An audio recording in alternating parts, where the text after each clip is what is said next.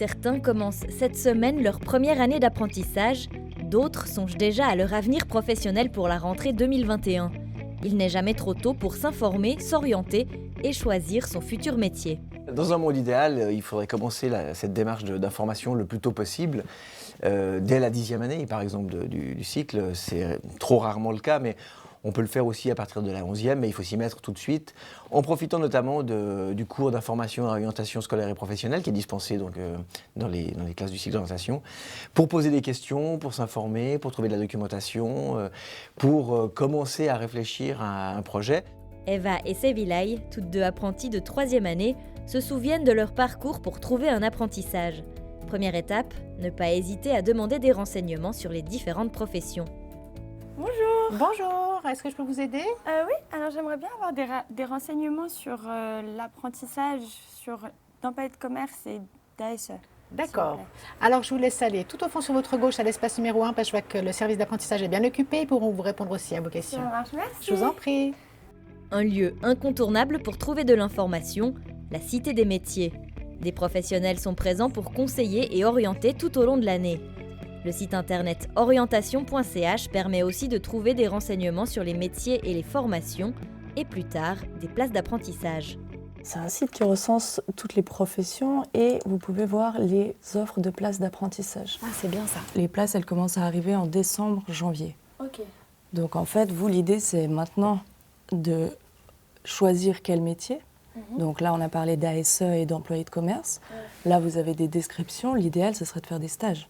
Pour vous rendre compte vraiment, là vous pouvez parler avec des professionnels aussi. On peut s'informer de diverses manières, il y a des sites internet comme le site orientation.ch par exemple qui donnent des indications, mais il y a aussi des prestations en direct comme les Zoom métiers qui permettent de découvrir des métiers.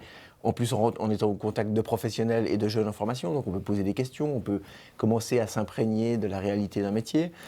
Et puis ensuite, une fois qu'on a une idée un peu plus précise, il est toujours bon de faire un stage pour vraiment être immergé dans l'univers des métiers, parce qu'un métier c'est aussi c'est un espace, c'est un lieu, c'est parfois des odeurs, c'est parfois des couleurs, et on ne peut le ressentir et le vivre que de cette manière-là, donc c'est aussi une étape importante.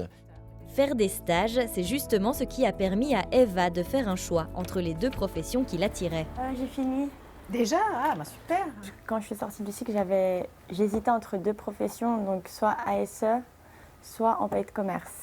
Et vraiment, j'hésitais, je ne savais pas trop quoi faire. Et après, j'ai fait des stages, j'ai essayé de trouver des stages un peu partout. Et j'ai fait un stage en tant qu'assistante socio-éducative, donc ASE. Et ça m'a plu, c'est intéressant. Mais après, quand j'ai fait mon stage en employé de commerce, je me suis dit, ça c'est pour moi. Pour Sevilay, quitter l'école pour se lancer dans le monde du travail était une évidence. Mais elle a quand même multiplié les expériences pour être sûre de son choix. J'étais dans une formation qui ne me plaisait pas et je me suis rendu compte que le monde du travail c'était plus adéquat pour moi parce que je me sentais mieux qu'à l'école. Du coup, c'est pour ça que là, j'ai commencé à faire des stages pour vraiment voir si d'être dans le monde du travail, est-ce que ça me convenait. J'ai vu que oui. Donc de là, je me suis dit, voilà, je vais déjà aller m'inscrire à la Cap Formation, faire les Zoom métiers, voir si ça m'intéresse, les recrutements directs, les stages.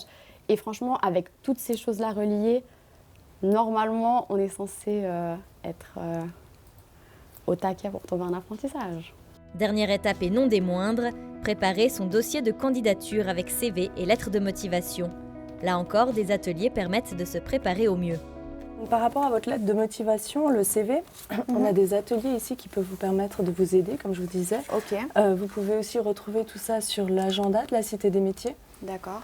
Vous les aurez tous et il y a un parcours pour les jeunes. Quand on recherche une place d'apprentissage, comment se préparer, comment s'orienter, les différents Zoom métiers. D'accord, ok. Donc ça, je vous invite à regarder. Les moyens de s'informer et de se faire une idée sur les métiers sont nombreux.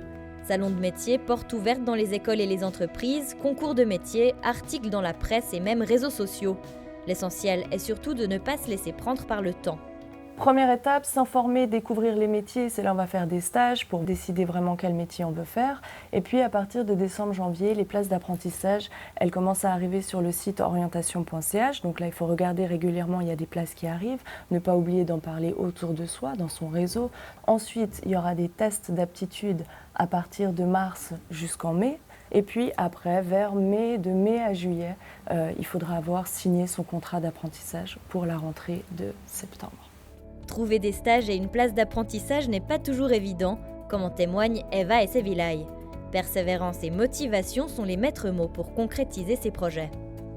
Dans ce que j'ai trouvé difficile, je pense, c'est le stress des recrutements directs, la difficulté aussi de trouver des stages, parce que c'est vrai que j'ai dû appeler beaucoup d'entreprises avant de me faire accepter pour avoir 1 ou 2 jours de stage. Et de se démarquer vraiment des autres, je pense que c'est le plus compliqué, donc il faut vraiment montrer sa motivation. Il ne faut pas lâcher l'affaire, il faut toujours se motiver. Et du coup, j'ai un peu envoyé mon CV, ma lettre de motivation un peu partout. Et puis au final, les entreprises qui me répondaient par mail ou qui me contactaient par téléphone, je répondais présente. Construire son avenir, ça commence maintenant.